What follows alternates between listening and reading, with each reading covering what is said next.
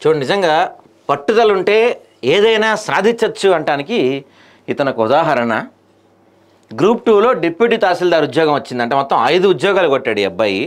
Group 2లో deputy తహసీల్దార్ ఉద్యోగం, civil constable నుంచి డిప్యూటీ తహసీల్దార్ వరకు సతీష్ విజయగాథ. గ్రామ యువతకు ప్రేరణగా నిలిచిన సూర్యాపేట యువకుడు కష్టసాధనతో 21వ ర్యాంక్. 5 సార్లు ప్రభుత్వ ఉద్యోగం గెలిచాడంటండి.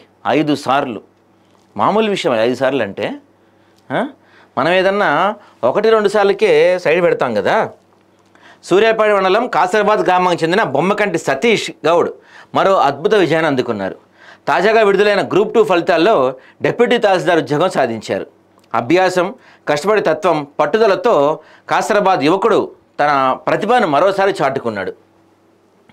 సతీష్ గౌడ్ ఇప్పటి వరకు 5 సార్లు ప్రభుత్వ ఉద్యోగాలు సాధించడం విశేషం.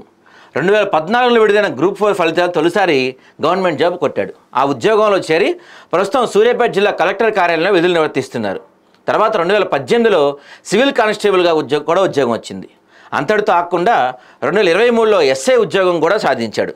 కానీ ట్రైనింగ్కి వెళ్లకుండా మరింత చదువుకు సమయం కేటాయించారు. దాంతో ఇప్పుడు గ్రూప్ 2లో తెలంగాణ స్థాయిలో 21వ ర్యాంక్ సాధించాడు. అంటే ఎస్ఐ ఉద్యోగం వచ్చినా కూడా